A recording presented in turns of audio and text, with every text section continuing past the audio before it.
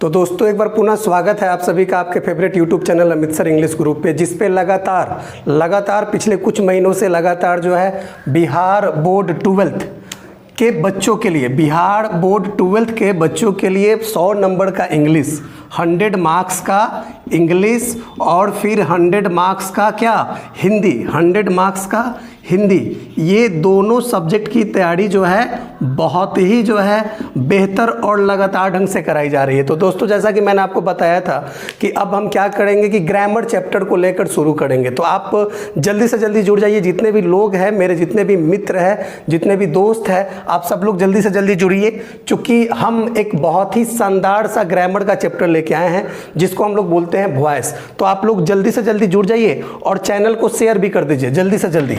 हम आपसे आग्रह करते हैं, it is a kind request to all of you guys, please share the live session please.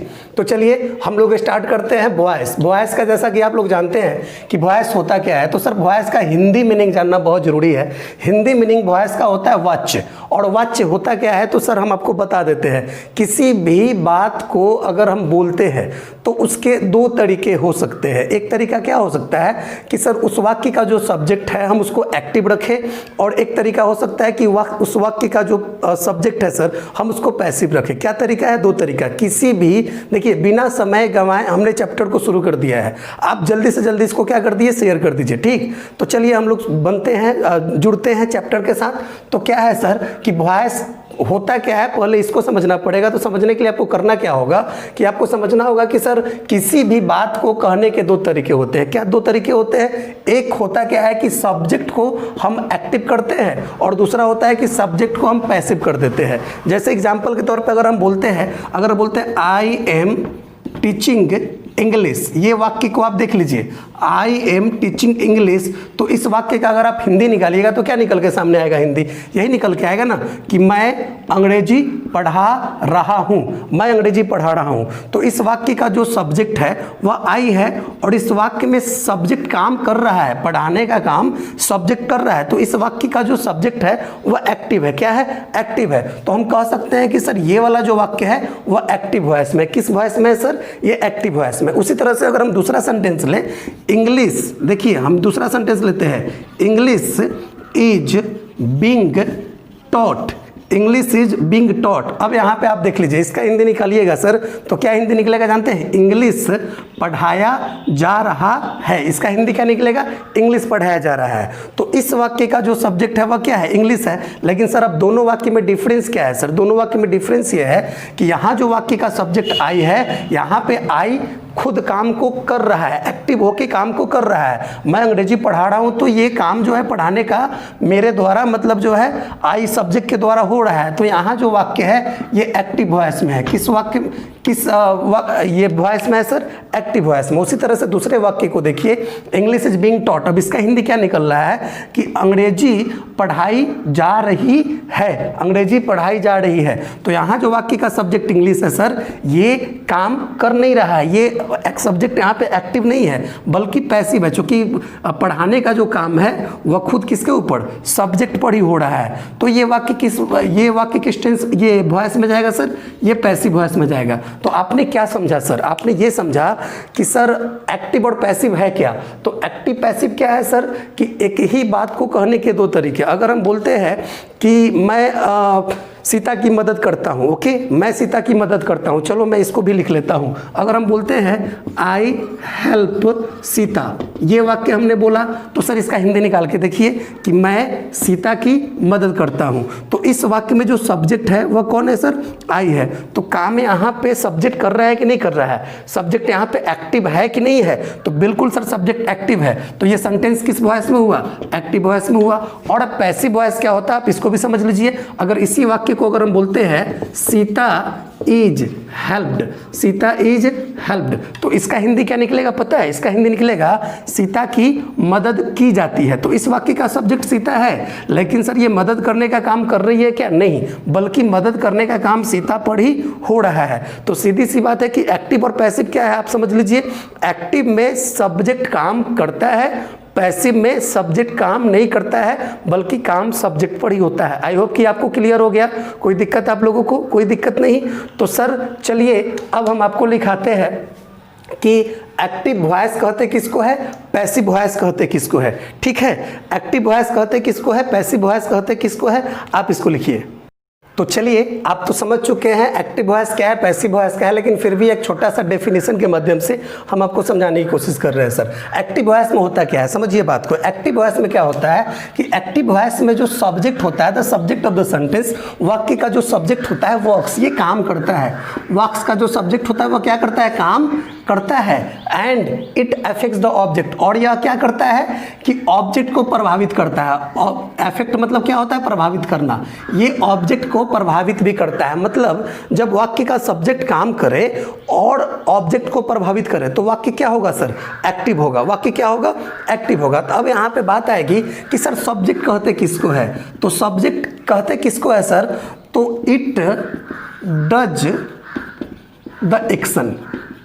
या करता है, ये क्या करता है सर, ये क्या करता है कि सर एक्शन को करता है। डज द एक्शन का मतलब ये किसी भी कार्य को करता है। सो इट इज ऑल्सो कॉल्ड, और इसीलिए इसको सर डोवर्ड भी कहा जाता है। इट इज ऑल्सो कॉल्ड डोवर्ड, इसको डोवर्ड भी कहा जाता है। सब्जेक्ट को क्या कहा जाता है, डोवर्ड भी कहा जाता है। अब बात है कि सर ऑब्जेक्ट क्या है, तो ऑब्जेक्ट का जो है अगर डिफिनीशन अगर हम दे इंग्लिश में, तो an object receives the action. ये काम करता नहीं है सर, ये क्या करता है, काम को, एक्शन को रिसीव करता है। मतलब ये काम नहीं करता है, एक्शन को रिसीव करता है। मतलब जो है कोई भी क्रिया सर ऑब्जेक्ट पर ही संपादित होती है, ऑब्जेक्ट पर ही होता है। सो इसीलिए it is called so it is called receiver, A receiver. इसीलिए इसको हम क्या कहते हैं सर, रिसीवर कहते हैं। इसीलिए हम इसको क्या कहते हैं, रिसीवर कहते हैं। तो सीधी सी बात है, आप समझ गए होंगे कि सब्जेक्ट क्या होता है, तो इट डज द एक्शन, जो काम करे वह सब्जेक्ट हो गया, जो काम करे वह क्या हो गया, सब्जेक्ट हो गया। ऐसे सब्जेक्ट की एक और परिभाषा है, जो क्रिया को करे या जिसके बारे में कुछ कहा जाए वह सब्जेक्ट होता है। लेकिन एक्टिव पैसिव में सर ये इतना ही से मतलब है आपको, इतना से ज़्यादा आपको मतलब नहीं है sir. It does the action, sir क्या होता है, सब्जेक्ट काम को करता है, and so it is called डूवर्ड, और इसीलिए इसको हम डूवर्ड भी कहते हैं। इसीलिए हम इसको क्या कहते हैं, डूवर्ड कहते हैं। ये मत समझ लीजिएगा किसी किसी किताब में डूवर अलग होता है, तो ये मत बुझिएगा कि डूवर दिया है तो डूवर अलग है सर। डूवर सब्जेक्ट ही होता है। और ऑब्जेक्ट क्या है, तो sir an object receives the action, मतलब ऑब्जेक्ट काम करता नहीं है बल्कि एक्शन को रिसीव करता है। मतलब जो है जो एक्शन हुआ वह ऑब्जेक्ट पे होगा, किस पे होगा, ऑब्जेक्ट पे होगा। सो it is called a receiver. इसीलिए हम सब्जेक्ट को डूवर और ऑब्जेक्ट को क्या बोलते हैं, रिसीवर कहते हैं। एग्जाम्पल बच्चे बोलेंगे, एग्जाम्पल दे दीजिए सर तो ज़्यादा समझ में आएगा। तो चलिए हम एग्जाम्पल देते हैं। अगर हम बोलते हैं आई इट अ मैंगो, तो आप बात समझ लीजिए भाई, इसका हिंदी निकालिए कि मैं आम खाता हूँ। तो सर सीधी सी बात है, यहाँ पे सब्जेक्ट कौन है, आई। क्यों, क्योंकि सर यहाँ पे जो खाने का काम हुआ उसने आई ने किया, मतलब आई ने किया। तो जब सब्जेक्ट काम किया तो ये सर क्या हुआ, मतलब यहाँ जो खाने का काम हुआ आई ने किया, तो आई क्या हो गया, सब्जेक्ट हुआ। अब बताइए खाने का काम किस पे हुआ, खाने का प्रभाव किस पे पड़ा, तो सर ये मैंगो पे पड़ा। तो सर ये यहाँ पे क्या हो गया, ऑब्जेक्ट हो गया। तो सीधी सी बात है, आप समझ लीजिए कि जो वर्ब होता है, वर्ब को जो करता है वह सब्जेक्ट होता है, और वर्ब जिस पे होता है वो ऑब्जेक्ट होता है। सर सब्जेक्ट क्या होता है, ऑब्जेक्ट क्या होता है, बहुत आसानी से हम आपको समझा रहे हैं। एक बार और समझाते हैं। जो सब वर्ब होता है उसको जो करता है वह सब्जेक्ट होता है, और वर्ब जिस पे होता है वह ऑब्जेक्ट होता है। क्रिया होती है तो क्रिया को जो करता है वह सब्जेक्ट होता है, कर्ता कहलाता है, और क्रिया जिस पे होती है वो ऑब्जेक्ट होता है, मतलब कर्म कहलाता है। आप समझ गए, कर्ता काम करता है, कर्म पे काम होता है। आप समझिए बात को, कर्ता काम करता है और जो है कर्म पे काम होता है। तो कर्म वही ना, कर्म जो होता है, मैंगो को हम क्या बोलते हैं, इंग्लिश हिंदी में कर्म बोलते हैं, सीधी सी बात है। तो आई ईट अ मैंगो, ये वाला वाक्य आपका एक्टिव वॉइस में है। ये वाला वाक्य आपका किस में है, एक्टिव वॉइस में है। कैसे एक्टिव वॉइस में है सर, क्योंकि यहाँ पे सब्जेक्ट ने काम किया और सर ऑब्जेक्ट पे प्रभाव पड़ा। सब्जेक्ट ने काम किया, ऑब्जेक्ट पे प्रभाव पड़ा। एक और एग्जाम्पल दे दे, एक और एग्जाम्पल देते हैं। चलिए आप बात को समझिए। अगर हम बोलते हैं Radha is cleaning the roof. चलिए अब बात समझिए, या रूफ के जगह पर हम फ्लोर कर देते हैं। Radha is cleaning the floor. अब इसका हिंदी निकाल के देखिए, इसका हिंदी क्या निकल के सामने आ रहा है सर? इसका हिंदी निकल के सामने आ रहा है कि राधा फर्श साफ कर रही है। राधा फर्श साफ कर रही है।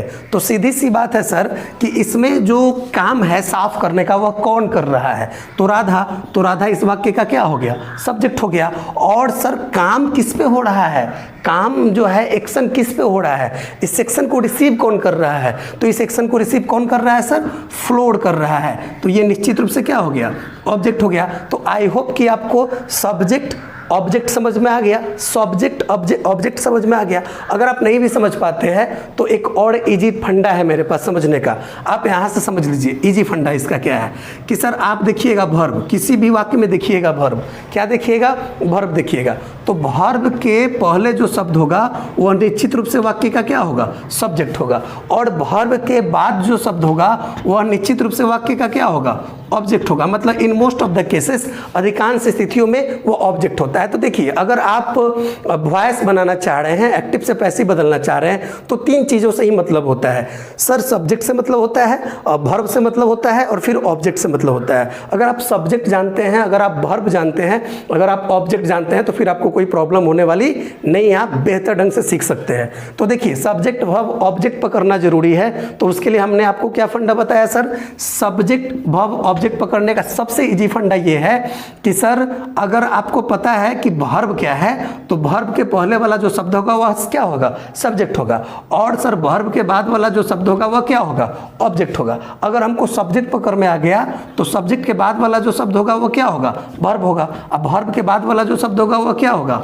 ऑब्जेक्ट होगा। कितना इजी है पकड़ना सर। अगर हमको ऑब्जेक्ट हम पकड़ में आ गया तो सर ऑब्जेक्ट के पहले जो शब्द होगा वह क्या होगा? वर्ब होगा। और वर्ब के पहले जो शब्द होगा वह क्या होगा? सब्जेक्ट होगा। तो देखिए यही तीन चीज पे फोकस करना पड़ता है एक्टिव से पैसिव बनाते समय या एरर डिटेक्ट करने समय। आप अगर इंटर के बाद अगर कंपटीशन क्षेत्र में जाएंगे तो कॉमन एरर होता है वॉइस से संबंधित, कि नहीं? 4 ऑप्शन जो आपको दिया जाता है एग्जाम में, वो भी सर उसमें भी 3 चीज का ही ख्याल रखना पड़ता है। हम आपको इसका शॉर्टकट ट्रिक भी बताएंगे। फिलहाल हम बताते हैं कि अब पैसिव वॉइस क्या होता है। एक्टिव वॉइस आप समझ गए। एक्टिव वॉइस क्या है कि सब्जेक्ट जो होगा वह काम करेगा और प्रभाव किसके ऊपर पड़ेगा? ऑब्जेक्ट के ऊपर पड़ेगा। जैसे आई ईट अ मैंगो, यहाँ पे मैंने काम किया, खाने का प्रभाव किसके ऊपर? मैंगो के ऊपर। तो ये मैंगो यहाँ पे वाक्य का क्या है? ऑब्जेक्ट हो गया। और आई यहाँ पे सब्जेक्ट हो गया। तो ये वाक्य कुल मिला के किस में है सर? एक्टिव वॉइस में है कि पैसिव में है? एक्टिव में है। Radha is cleaning the floor, Radha क्या कर रही है? फर्श साफ कर रही है। तो साफ करने का काम कौन कर रही है? राधा। मतलब राधा काम कर रही है, मतलब सब्जेक्ट काम कर रही है। और यहाँ पे असर किसके ऊपर? ऑब्जेक्ट पे पड़ रहा है, प्रभाव ऑब्जेक्ट पे पड़ रहा है। तो ये वाक्य एक्टिव है कि पैसिव है? ये निश्चित रूप से वाक्य क्या है? एक्टिव वॉइस में है। एक और एग्जांपल दे दूं क्या? चलिए एक और एग्जांपल दे देते हैं, आपको ज़्यादा आसान होगा। चलिए यहाँ पे एक एग्जांपल देते हैं, ज़्यादा आसान होगा आपको समझने में। देखिए बहुत ज़रूरी है अच्छे ढंग से पढ़ना। जब तक आप समझेंगे नहीं, समझ में आ रहा है सबको? अगर समझ में आ रहा है तो आप कमेंट बॉक्स में बताइए, कमेंट भी कीजिए। मैं देख रहा हूँ आपके सारे कमेंट बॉक्स को मैं पढ़ रहा हूँ, मैं देख पा रहा हूँ कि आप क्या बता रहे हैं। चलिए एक एग्जाम्पल और देते हैं। चलिए अगर हम बोलते हैं she has cleaned, she has cleaned नहीं सर, सी हैज किल्ड करते हैं। She has killed a tiger. अब बात को समझिए, ये प्रेजेंट का परफेक्ट टेंस है। समझिए, उसने एक बाघ मार दिया है या वह एक बाघ मार चुकी है। तो सर यहाँ पे काम क्या हुआ है बताइए? काम क्या हुआ? मारने का। तो ये सर वर्ब हो गया। और सर काम यहाँ पे किया किसने है? तो सी किया है, मतलब सब्जेक्ट यहाँ पे काम किया है। तो सब्जेक्ट काम किया है, तो काम अगर सब्जेक्ट किया है तो सर यहाँ पे करने का काम किस पे हुआ है? सर एक्शन को कौन रिसीव कर रहा है? एक्शन को रिसीव टाइगर कर रहा है। तो टाइगर इस वाक्य का क्या है? ऑब्जेक्ट है। तो वही बात ना है सर, जब सब्जेक्ट काम करे और प्रभाव ऑब्जेक्ट पे पड़े तो सर ये वाक्य एक्टिव होगा कि पैसिव होगा? ये वाक्य एक्टिव होगा। तो आपको एक्टिव वॉइस समझ में आ गया। अब पैसिव वॉइस किसे कहते हैं आप इसको समझ लीजिए।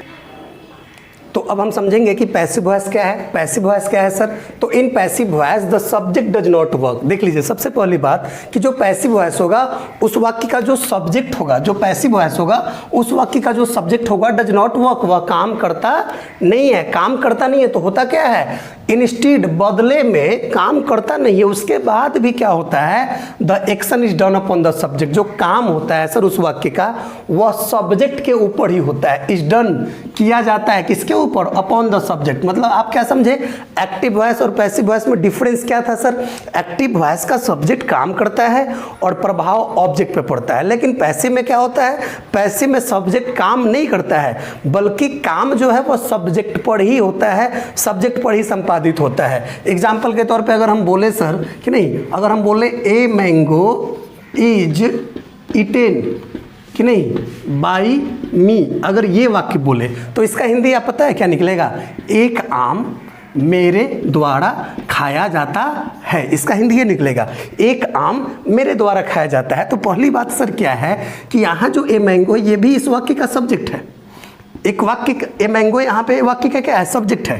काम भी खाने का हो रहा है, खाने का काम हो रहा है, वर्ब है इज इटन। लेकिन सर ये जो खाने का काम है ये सर मतलब मैंगो सब्जेक्ट नहीं कर रहा है, बल्कि खाने का काम सब्जेक्ट पर ही हो रहा है। और काम कौन कर रहा है? तो बाई एजेंट। इसको क्या बोलते हैं सर? इसको बोलते हैं बाई एजेंट कि नहीं। कभी भी अगर भी3 के बाद पैसिव में भी3 के बाद अगर बाई के साथ कोई जो है ऑब्जेक्टिव केस वाला शब्द आ जाए, ओसी आ जाए, ऑब्जेक्टिव केस वाले वर्ड आ जाए, तो सर ये बाई प्लस ओसी को हम अगर एक शब्द में बोले तो हम क्या बोलेंगे? बाई एजेंट बोलेंगे। क्या बोलेंगे? बाई एजेंट बोलेंगे। तो समझ लीजिए एक्टिव वॉइस में जो सब्जेक्ट होता है वह काम करता है, प्रभाव ऑब्जेक्ट पे पड़ता है। पैसिव वॉइस में जो सब्जेक्ट होता है वह काम करता नहीं है, बल्कि काम सब्जेक्ट पर होता है। करता कौन है? तो बाई एजेंट काम करता है। क्या करता है? बाई एजेंट काम करता है। एक और एग्जाम्पल आपको देंगे तो ज़्यादा समझ में आएगा। अगर हम बोलते हैं कि नहीं रावणा वाज किल्ड बाई राम, तो सर इसका अब देख लीजिए हिंदी निकाल के देखिए। रावण को राम के द्वारा मारा गया था। इसका हिंदी क्या निकला? रावण को राम के द्वारा मारा गया था। तो इस वाक्य का जो सब्जेक्ट है सर वो रावण है, निश्चित रूप से रावण सब्जेक्ट है। काम भी यहाँ पे मारने का हुआ है, वर्ब है सर, किल्ड वर्ब है। लेकिन सबसे बड़ी बात, सबसे इंपॉर्टेंट बात क्या है भाई मेरे, कि मारने का काम क्या रावण ने किया है? नहीं, रावण पे हुआ है। काम किया किसने है? तो बाई राम, बाई एजेंट ने काम किया है। तो सर दिमाग में बैठा लीजिए आप लोग, एकदम इंपॉर्टेंट चीज़ है सर। कभी भी वाक्य में अगर काम सब्जेक्ट ना करे बल्कि सब्जेक्ट पर ही काम हो, काम कौन करे? बाई एजेंट करे, तो वाक्य एक्टिव होगा कि पैसिव होगा सर? ये पैसिव होगा कि एक्टिव होगा? ये पैसिव वॉइस होगा। बिल्कुल समझ में आ रहा है आप सभी को? कोई दिक्कत है यहाँ तक? बच्चों बताओ कोई दिक्कत? सर यहाँ पे Ravan was killed by Ram, तो सीधी सी बात है ये वाक्य एक्टिव है कि पैसिव है? ये वाक्य पैसिव है। तो यहाँ तक तो आप समझ चुके कि सर एक्टिव और पैसिव कहते किसको है। अब आपको समझ लेना है कि एक्टिव से पैसिव में बनाए कैसे, क्योंकि एग्जाम में यही पूछता है। अक्सर एग्जाम जितना भी आप दीजिएगा, आप 12th का बोर्ड एग्जाम दीजिए, आप कॉम्पिटिटिव एग्जाम में जाइए, तो एक्टिव से पैसिव, पैसिव से एक्टिव बनाया कैसे जाता है, इससे संबंधित क्वेश्चन आता है। ये नहीं पूछता what is active voice, what is passive voice. लेकिन आप समझ गए सर एक्टिव वॉइस और पैसिव वॉइस में मेन डिफरेंस समझ गए आप। और एक्टिव वॉइस पैसिव वॉइस कहते किसको आप समझ गए अच्छी तरह से। अब सर आपको समझना है कि how to change active into passive, how to change active into passive. आप शेयर कीजिए, आप जल्दी से जल्दी शेयर कीजिए। तो अब हम पढ़ते हैं कि भाई एक्टिव से पैसिव में बदलेंगे कैसे, एक्टिव वॉइस को पैसिव वॉइस में कैसे बदलेंगे। काफ़ी आसान सा रूल है सर, चुटकी बदलते जो है आप लोग जो है चुटकी में जो है आप इसको बना लीजिएगा। सबसे बड़ी बात कि how to change active into passive, active voice को पैसिव में कैसे बदले। तो पहला जो हमको स्टेप लेना पड़ता है, पहला जो हमको रूल यूज करना पड़ता है वह क्या करना पड़ता है कि एक्टिव वॉइस का जो सब्जेक्ट है ना, एक्टिव वॉइस का जो ऑब्जेक्ट है उसको पैसिव वॉइस का हम सब्जेक्ट बना देते हैं। क्या करते हैं कि एक्टिव वॉइस के ऑब्जेक्ट को पैसिव वॉइस का क्या बना लेते हैं, सब्जेक्ट बना लेते हैं। मतलब देख लीजिए, आप देखिएगा, मैं बताऊंगा, नीचे समझाऊंगा, पहले स्टेप को क्लियर करते हैं, फिर क्या करते हैं। पहला काम क्या कि एक्टिव वॉइस का जो ऑब्जेक्ट होगा कि नहीं वर्ब के बाद, उसको हम क्या करते हैं, पैसिव वॉइस का क्या बनाते हैं सर, सब्जेक्ट बना लेते हैं। पैसिव वॉइस का क्या बनाते हैं, सब्जेक्ट बनाते हैं। फिर एक्टिव वॉइस का जो सब्जेक्ट है, एक्टिव वॉइस का जो सब्जेक्ट है उसको पैसिव वॉइस का हम क्या बनाते हैं, बाई एजेंट बनाते हैं, ठीक। और तीसरा स्टेप ये है कि अन्य क्रिया संबंधी परिवर्तन टेंस के पैसिव स्ट्रक्चर पर निर्भर करता है। जो आपको अलग अलग टेंस का अलग अलग पैसिव स्ट्रक्चर देखने को मिलेगा, जो मैंने एक प्रेजेंट इंडेफिनिट का आपको दे दिया है, फिर मैं प्रेजेंट परफेक्ट कंटिन्यूअस का, फिर परफेक्ट का, इस तरह से पास्ट का, फिर फ्यूचर का, फिर उसके अलावा जो है पैसिव में जो है आपको इंपरेटिव सेंटेंस है, ऑब्जेक्टिव सेंटेंस है, अलग अलग का पैसिव है, सबको मैं पढ़ाऊंगा, सबको मैं बताऊंगा। तो चलिए सर यहाँ पे आप समझ लीजिए कि पहला स्टेप क्या है कि एक्टिव वॉइस का जो ऑब्जेक्ट होगा उसको पैसिव वॉइस का हम क्या बनाएंगे, सब्जेक्ट बनाएंगे। दूसरा स्टेप क्या है कि सर जो एक्टिव वॉइस का सब्जेक्ट होगा उसको पैसिव वॉइस का हम बाई एजेंट बनाएंगे। और फिर वर्ब संबंधित, क्रिया संबंधी जो परिवर्तन होता है उसके लिए आपको टेंस के पैसिव स्ट्रक्चर पर निर्भर करना पड़ता है। जो आप देख सकते हैं सर, मैंने प्रेजेंट इंडेफिनिट का एक्टिव स्ट्रक्चर और फिर पैसिव स्ट्रक्चर दोनों स्ट्रक्चर दे दिया है। एक क्या है एक्टिव स्ट्रक्चर, क्या है सर, सब्जेक्ट के बाद जब भी V1 या V5 आए कि नहीं और ऑब्जेक्ट आए तो आप समझ लीजिएगा ये वाला जो वाक्य है वो प्रेजेंट इंडेफिनिट का है। क्योंकि आपको पता है कि प्रेजेंट इंडेफिनिट में सब्जेक्ट के बाद V1 या V5 आता है। आप कह सकते हैं कि अगर V1 या V5 आता है वर्ब के तौर पे तो ये वाला वाक्य प्रेजेंट का क्या है, इंडेफिनिट है। तो हमेशा ध्यान रखना है कि जो एक्टिव वॉइस का ऑब्जेक्ट है, देख लीजिए यही ऑब्जेक्ट जो है पैसिव में क्या बनता है, सब्जेक्ट बन जाता है। और फिर उस सब्जेक्ट के बाद हम क्या करते हैं, वर्ब से संबंधित, क्रिया से संबंधित परिवर्तन करते हैं। तो सर ध्यान रख लीजिए कि जैसे ही हम ऑब्जेक्ट को सब्जेक्ट बनाते हैं तो उसके बाद क्या करते हैं कि हम प्रेजेंट इंडेफिनिट में वर्ब से संबंधित परिवर्तन क्या करते हैं कि V1 या V5 को हटाते हैं और उसके जगह पे EJMR और V3 का प्रयोग करते हैं। EJMR के बाद ये जो V1 और V5 है इसको हम कौन सी में बदल लेते हैं, V3 में बदल लेते हैं। हमेशा ध्यान रखिएगा कि एक्टिव वॉइस जो होता है ना उसमें वर्ब का जो भी रूप हो, V1 हो, V2 हो, V3 हो, V4 हो, V5 हो, जब भी सर वह पैसिव में जाएगा तो कौन सी में चेंज होगा, V3 में चेंज हो जाएगा, V3 में चेंज हो जाएगा। समझ में आ रहा है आप सभी को।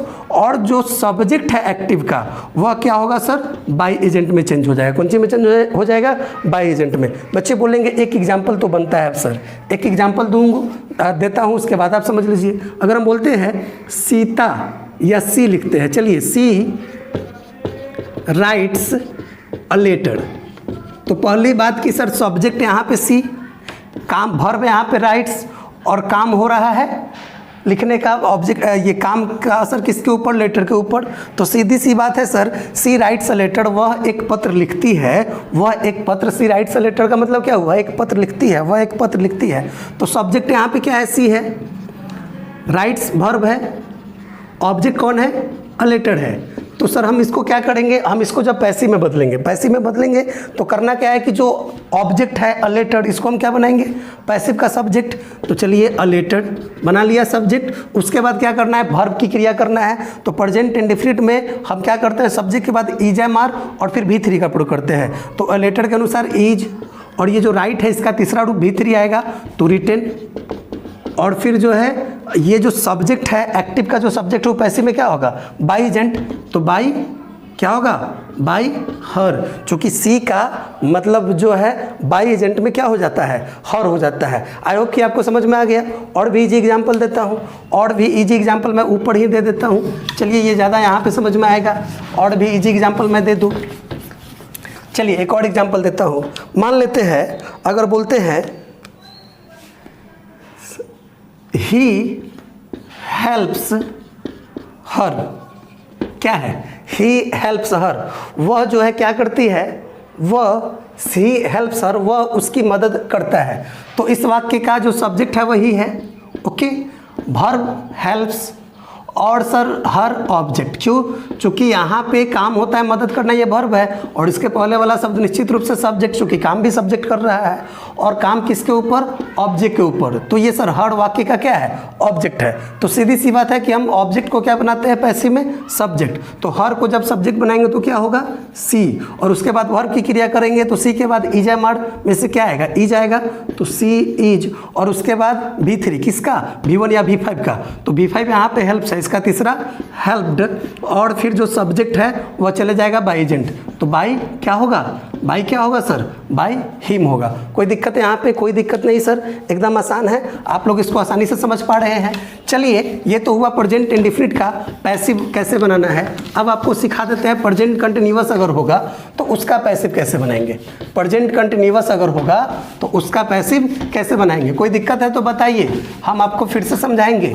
प्रेजेंट कंटिन्यूअस अगर होगा तो उसका पैसिव कैसे बनाएंगे, जल्दी से बताइए सर, जल्दी। चलिए एक और एग्जाम्पल, एक और स्ट्रक्चर मैं आपको लिखता हूँ। प्रेजेंट कंटिन्यूअस, जैसा कि आप सब लोग जानते हैं प्रेजेंट कंटिन्यूअस जो होता है सर, उसका स्ट्रक्चर क्या होता है आपको पता है उसका स्ट्रक्चर क्या होता है, जल्दी से बताइए कमेंट बॉक्स में, मैं पढ़ रहा हूँ। तो उसका स्ट्रक्चर क्या होता है, सब्जेक्ट के बाद सर होता है इज, एम, आर, और फिर उसके बाद V4, और फिर उसके बाद ऑब्जेक्ट।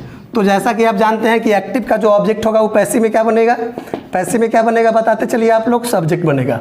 और सब्जेक्ट के बाद इसका जो स्ट्रक्चर होता है प्रेजेंट कंटिन्यूअस का पैसिव, वह इजामार यहाँ पे भी होता है, लेकिन सर यहाँ क्या होता है, इजामार के बाद बिंग और तब V3 और अंत में बाय एजेंट आता है। क्या आता है, V3 और फिर अंत में क्या आता है, बाय एजेंट। मतलब वही सेम रूल क्या कि जो एक्टिव वॉइस में ऑब्जेक्ट है ये पैसिव में क्या बनेगा, सब्जेक्ट। और सर जो फिर क्रिया संबंधी परिवर्तन क्या है कि जब भी इजामार के बाद V4 आता है तो सब्जेक्ट के बाद इजामार पैसिव में आता है, लेकिन उसके बाद जो V4 है ना सर, इसको हम हमेशा बिंग प्लस V3 में बदल देते हैं। किसमें, बिंग प्लस V3 में। कभी भी आप ध्यान रखिएगा, जब भी V4 आएगा, V1 प्लस ING को हम V4 बोलते हैं, तो उसको हम बिंग प्लस V3 में, BEING बिंग प्लस V3 में बदल देते हैं। और जो सब्जेक्ट है सर, यह हमेशा की तरह क्या चल जाएगा, बाय एजेंट में चेंज हो जाएगा। कोई दिक्कत यहाँ पे नहीं, एग्जाम्पल दिया जाए तो ज़्यादा समझ में आएगा। अगर हम बोलते हैं दे आर कुकिंग फूड, जल्दी से समझिए आप लोग, दे आर कुकिंग फूड। अब हिंदी इसका निकालिए सर, ये प्रेजेंट कंटिन्यूअस है। कैसे, चूंकि सब्जेक्ट के बाद आर और यहाँ पे V4 आ गया, V1 में ING लग गया, तो सर ये क्या हुआ, मतलब ये प्रेजेंट कंटिन्यूअस है। ये एक्टिव है कि पैसिव, हिंदी निकालेंगे तो ज़्यादा समझ में आएगा। वे लोग खाना पका रहे हैं या वे लोग खाना बना रहे हैं। तो निश्चित रूप से इस वाक्य का जो सब्जेक्ट है वह काम कर रहा है, और काम क्या हो रहा है, बनाने का। ये वर्ब आपका वर्ब हो गया, और इसका प्रभाव बनाने का काम किस पे हो रहा है, खाना पे, भोजन पे। तो निश्चित रूप से यहाँ पे फूड ऑब्जेक्ट हो गया। तो बनाना कैसे है, ऑब्जेक्ट को पैसिव में क्या करना है, सब्जेक्ट में बदलना है। तो फूड को हम क्या बनाएंगे, सब्जेक्ट बनाएंगे, और उसके बाद क्या करना है, वर्ब का प्रयोग करना है। तो फूड के बाद सब्जेक्ट के बाद इज एम आर, तो फूड के अनुसार इज, और फिर उसके बाद क्या करना है, बिंग प्लस V3। क्यों, चूंकि जब भी V4 होता है, जब भी वाक्य में V4 होता है तो पैसिव बदलते समय हम V4 को क्या करते हैं, बिंग प्लस V3 में बदल देते हैं। याद रहेगा ना आपको, जब भी वाक्य में V4 आता है तो हम उसको पैसिव बदलते समय क्या करते हैं, बिंग प्लस V3 में बदलते हैं। V4 always is changed into what, being plus V3। याद रहेगा ना। तो फूड इज बिंग, और फिर क्या होगा उसके बाद, cooked bye them, bye them. कोई दिक्कत किसी को, कोई प्रॉब्लम है यहाँ तक, कोई प्रॉब्लम नहीं। देखिए अगर कोई प्रॉब्लम होता है तो आप कमेंट बॉक्स में बताइए, क्योंकि इसके बाद मैं वही वीडियो बनाऊंगा जो आपको प्रॉब्लम होगा। ओके, वही वीडियो बनाऊंगा जो प्रॉब्लम होगा। एक और एग्जांपल दे दूं मैं, एक और एग्जांपल देता हूँ। चलिए अगर हम बोलते हैं राधा इज बीटिंग श्याम, तो वाक्य का मीनिंग समझिए, राधा श्याम को पीट रही है। तो सर राधा काम कर रही है ना, तो वाक्य एक्टिव है ना। और काम क्या हो रहा है, पीटने का, तो ये वर्ब है। और सर काम किस पे हो रहा है, काम को कौन रिसीव कर रहा है, तो श्याम, तो ये ऑब्जेक्ट है ना। तो पैसिव में करना क्या होता है, ऑब्जेक्ट को हम क्या बनाते हैं, सब्जेक्ट। तो इस वाक्य का सब्जेक्ट कौन बनेगा, श्याम बनेगा। और श्याम के बाद क्या होगा सर, इजामर का प्रयोग होगा ना, चूंकि पैसिव में इजामर, तो श्याम इज, और फिर उसके बाद क्या, बिंग, और फिर उसके बाद क्या, V3। तो V3 क्या होगा सर, बीटिंग का तीसरा रूप बिटेन, और उसके बाद क्या, फिर जो सब्जेक्ट है वह बाई एजेंट, तो बाई राधा। कोई दिक्कत किसी को? यहाँ तक कोई दिक्कत है बाबू? बताओ कोई दिक्कत यहाँ पे है? आई होप कि कोई दिक्कत नहीं, आपको बहुत इजी वे में समझ में आ रहा होगा। कोई प्रॉब्लम यहाँ पे है भाई? बताइए, कोई प्रॉब्लम नहीं। तो आपने क्या समझा कि सर जब भी वाक्य में भी फोर आता है तो उसको हम बीइंग प्लस भी3 में बदल देते हैं। बहुत ही ईजी है। चलिए अब हुआ प्रेजेंट परफेक्ट टेंस को हम पैसिव में कैसे बदलेंगे। प्रेजेंट परफेक्ट टेंस को हम पैसिव में कैसे बदलेंगे, तो उसका भी स्ट्रक्चर, अलग अलग स्ट्रक्चर उसका भी आता है। तो वो भी स्ट्रक्चर आपको क्या करना पड़ेगा, थोड़ा सा देख लेना पड़ेगा और फिर उसको पैसिव में बदलना पड़ेगा। और फिर इस तरह से जो है आपकी सभी का एक एक एग्जाम्पल मैं दूंगा और मैं क्या करूंगा, आपका एक टेस्ट ले लूंगा। जैसे प्रेजेंट परफेक्ट टेंस का स्ट्रक्चर क्या होता है, तो आप सब लोग जानते हैं कि प्रेजेंट परफेक्ट टेंस जो होता है सर, प्रेजेंट परफेक्ट टेंस के एक्टिव में क्या होता है कि एक्टिव में सर सब्जेक्ट के बाद हमेशा हैव या हैज आता है सर, हैव या हैज, और उसके बाद भी3 होता है। और फिर वाक्य में क्या आता है सर, ऑब्जेक्ट आता है। तो जो ऑब्जेक्ट आता है उसको सर हम पैसिव में क्या बोलेंगे सर, पैसिव में क्या करेंगे, सब्जेक्ट बना लेंगे। और सब्जेक्ट के बाद यहाँ पे भी हैव और हैज आता है। लेकिन सर हैव हैज के बाद प्रेजेंट परफेक्ट के पैसिव में क्या आता है, बीन आता है। और बीन के बाद क्या होता है, भी3। और फिर उसके बाद जो सब्जेक्ट है उसको हम क्या करते हैं, बाय एजेंट में। दिमाग में रख लेना है सर, वर्ब से संबंधित परिवर्तन प्रत्येक टेंस का अलग अलग होता है, ये आपको समझ में आना चाहिए। तो जो ऑब्जेक्ट है वह हमेशा की तरह सब्जेक्ट बन जाएगा पैसिव में, और जो सब्जेक्ट है वह हमेशा की तरह क्या हो जाएगा, बाय एजेंट हो जाएगा पैसिव में। और उसके अलावा वर्ब से संबंधित क्या है सर कि जब भी हैव हैज के बाद भी3 आता है ना सर, तो सर आप ध्यान रख लीजिए कि बीन का प्रयोग जरूर होता है, बीन का प्रयोग पैसिव में जरूर होता है, याद रखने की चीज़ें हैं। एग्जाम्पल दिया जाए, ज़्यादा समझ में आएगा। चलिए अगर हम बोलते हैं वी हैव प्लेड क्रिकेट, तो इसका हिंदी क्या हुआ सर, पहले समझ लीजिए। ये प्रेजेंट परफेक्ट है, कैसे, सब्जेक्ट के बाद हैव हैज, उसके बाद भी3 जब भी होगा प्रेजेंट परफेक्ट होगा। तो इस वाक्य का सब्जेक्ट कौन है, क्रिकेट, सॉरी ऑब्जेक्ट कौन है, क्रिकेट है कि नहीं। और क्रिकेट को हम क्या बनाएंगे, सब्जेक्ट बनाएंगे पैसिव का। और उसके बाद सब्जेक्ट के बाद हैव या हैज, तो क्रिकेट के अनुसार क्या आएगा सर, हैज आएगा। और उसके बाद क्या, बीन, और बीन के बाद क्या, भी3। तो प्लेड वर्ब का तीसरा रूप है ही प्लेड। और जो सब्जेक्ट है उसको हम क्या करेंगे, बाय एजेंट में, तो बाय अस। क्या दिक्कत, कोई प्रॉब्लम किसी को, कोई प्रॉब्लम है क्या, नहीं है। तो cricket has been played by us, मतलब क्रिकेट हम लोगों के द्वारा खेला गया है। तो ये जो है आपका, ये वी हैव प्लेड क्रिकेट, ये एक्टिव वॉइस है कि नहीं, चूंकि इस वाक्य का सब्जेक्ट काम कर रहा है और प्रभाव क्रिकेट पे। और cricket has been played by us, मतलब क्रिकेट हम लोगों के द्वारा खेला गया है। तो इस वाक्य का जो सब्जेक्ट है क्रिकेट, ये काम नहीं कर रहा है बल्कि खेलने का काम क्रिकेट में ही हो रहा है। तो ये वाक्य क्या है, पैसिव वॉइस में है। कोई दिक्कत, एक और एग्जाम्पल दे दे क्या, एक और एग्जाम्पल देते हैं। अगर हम बोलते हैं Sohan has killed A tiger, तो इसका हिंदी क्या निकला, सोहन ने एक बाघ मार दिया है, या सोहन एक बाघ मार चुका है। एकदम इजी है सर। तो सोहन इस वाक्य का क्या है, सब्जेक्ट है। और सर काम क्या हुआ है, मारने का, तो ये वर्ब है किल्ड। और मारने का काम किस पे हुआ है, इस क्रिया को किसने एक रिसीव किया, किस पे हुआ ये क्रिया, तो टाइगर पे। तो ये क्या हो गया सर, ऑब्जेक्ट हो गया। तो ये तो एक्टिव वॉइस है ना, क्योंकि काम जब सब्जेक्ट करे और प्रभाव ऑब्जेक्ट पे पड़े तो वाक्य एक्टिव वॉइस का होता है। लेकिन सर अब समझिए कि सर हम पैसिव बदलना है, तो कैसे बदलेंगे, तो एक्टिव का जो ऑब्जेक्ट है वो पैसिव का क्या होगा, सब्जेक्ट होगा। तो ए टाइगर, ओके। और उसके बाद सर सब्जेक्ट के बाद हैव या हैज, तो ए टाइगर के अनुसार हैव तो होगा नहीं, जब भी होगा हैज होगा।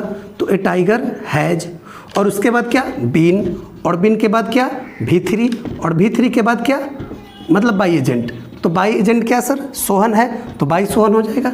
कोई दिक्कत किसी को नहीं है, कोई दिक्कत नहीं है। आई होप कि आपको समझ में आ गया, कोई प्रॉब्लम।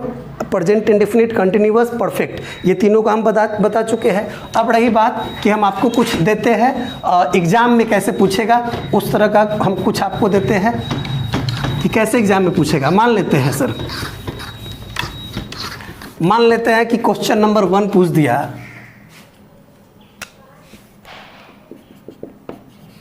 राम हेल्प्स यू, ठीक।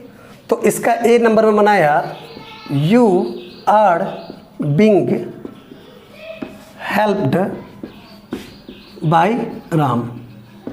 एक क्या बना दिया, you have been helped by Ram, या सी नंबर में you are helped by Ram, या बना दिया डी नंबर में Ram is helped by you, ये बना दिया।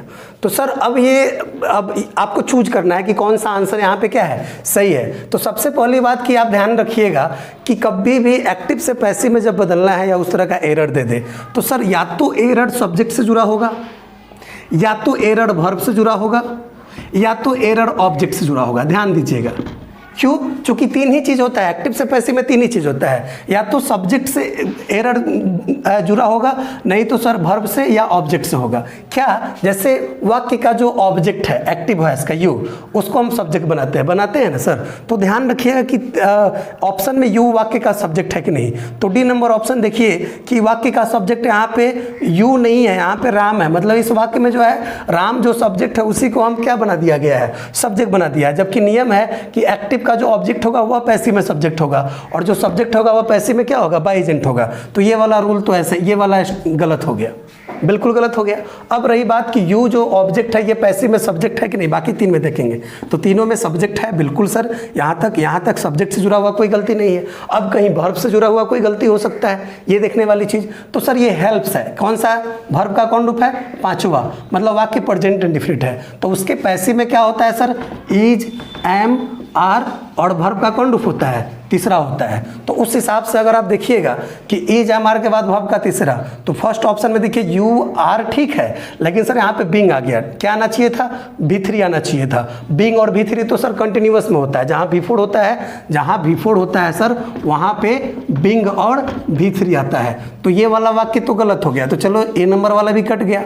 अब ये यू के बाद ठीक है, लेकिन यहाँ पे हैव बीन आ गया, तो जबकि ये प्रेजेंट इंडेफिनिट है तो इज, एम, आर, B3 आना चाहिए।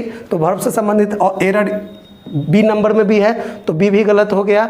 अब चलिए सी वाला में यू, उसके बाद आर और B3, तो बिल्कुल सर चूंकि प्रेजेंट इंडेफिनिट में इज, एम, आर के बाद B3 और जो सब्जेक्ट है वह बाय एजेंट बाय राम, तो बिल्कुल जो इसका सही जवाब है वह क्या है, सी है। आपको समझ में आया? समझ में आया सर, क्या दिक्कत है? ऐसे पकड़ना होता है। कभी भी जब आप एक्टिव से पैसिव बनाइएगा तो इस हिसाब से आपको समझना पड़ेगा। चलिए तो फिर हम आपको 9:30 में मिलते हैं। 9:30 में हम आपको पास्ट का और फ्यूचर का दोनों वॉइस कैसे बनता है, हम दोनों टेंस का वॉइस बता देंगे। चलिए, तो कैसा लगा वीडियो आप कमेंट करते रहिए।